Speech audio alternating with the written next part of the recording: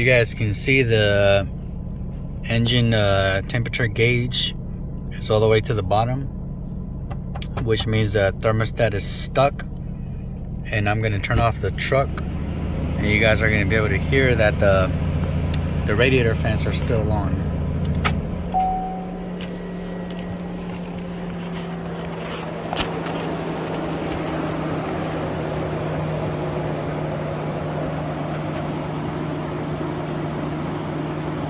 You guys can still hear them on.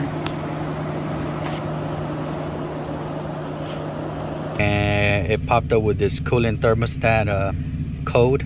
Remove the battery negative cable and then proceed to swapping out that thermostat. Alright everyone, so I ordered the new thermostat, and it came in. I'll leave a link in the description for the one I purchased, but this is the part number. And it wasn't that much expensive. It was only like 30 bucks or so. So the tools that you're going to need to replace it, it's a 10 millimeter with an extension if you prefer, and some sort of pliers to remove the hoses that are there. So let's go to the engine bay, and then I'll show you what needs to be done. Alright, so we're here in the engine bay. And you need to remove the small hose, the big hose, and then you have 3 10 millimeter bolts in order to get to your thermostat. So I'm going to do that now.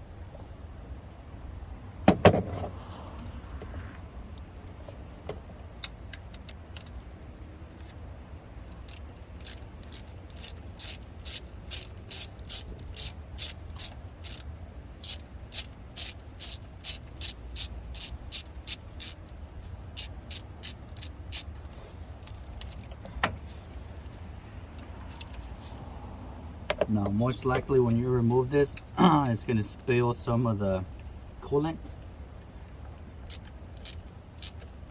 So you're probably going to have to refill it a little bit.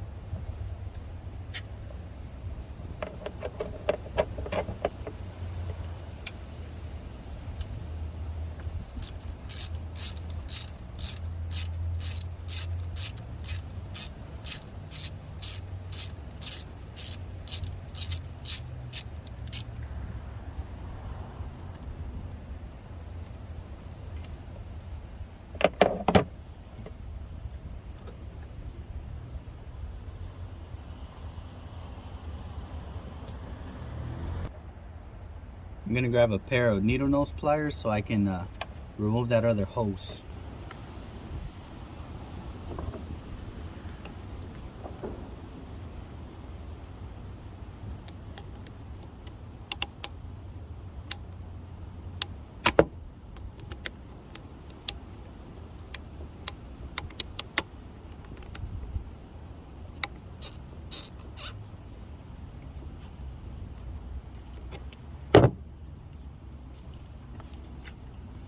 So there it is.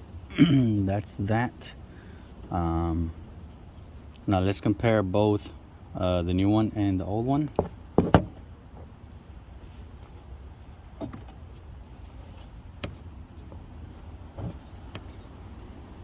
So this is the old one, the new one.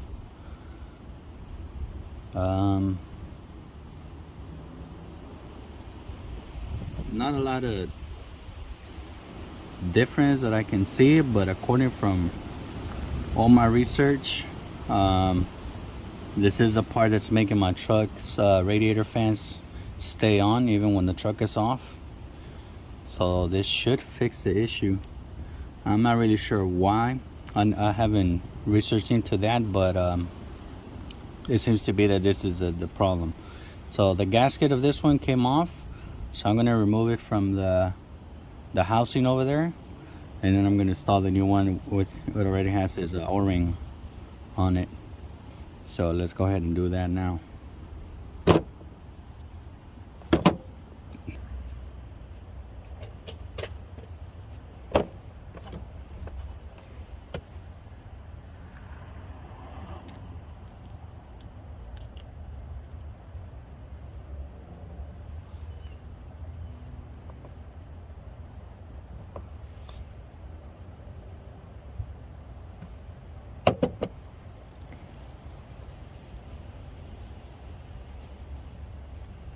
I'm gonna grab a rag to clean that up a little bit.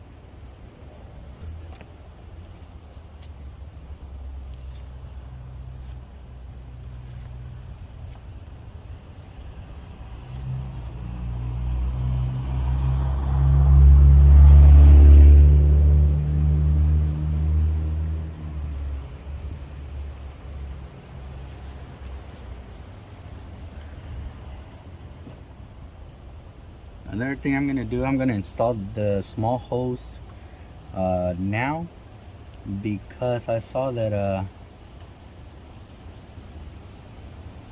it's kind of harder to access the small hose once everything's back in place, or at least the little clamp that holds it together.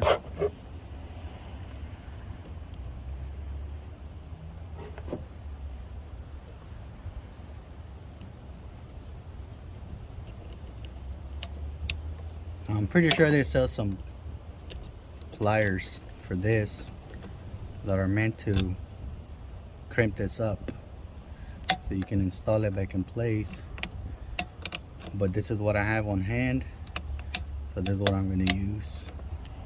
I'm going to try to walk it down till it reaches this spot. It's not easy, at least with this pliers it's not easy. Looks pretty good to me. It looks to be accurate as well, so then we'll leave it there. Now we're gonna install this back in there.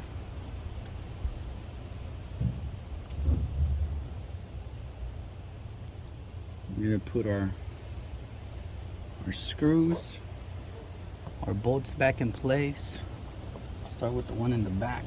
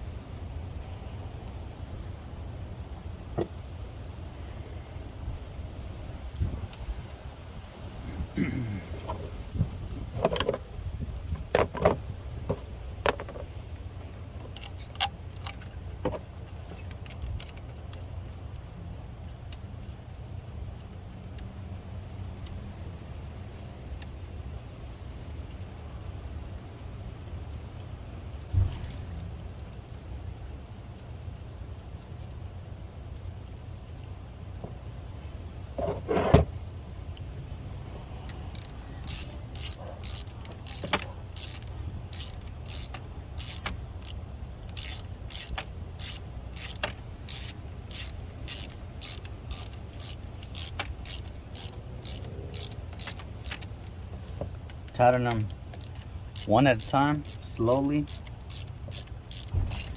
Don't over tighten one completely. It's better to go all around slowly until they're starting getting tight.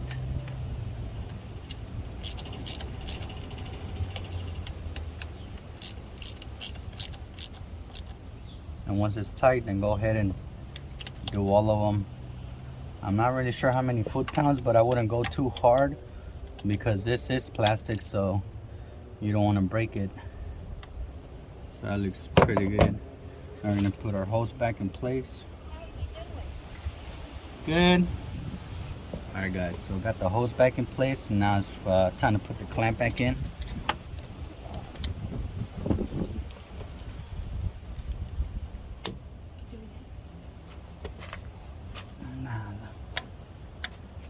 So that's how it goes. Release it, and that's pretty much it. So now we just gotta test the truck, but that should fix the issue. So that's pretty much it for this video. So if you guys are having the same issue, just this is how you solve it. I'll post the link on for the part from Amazon and the part number. So see you guys on the next one.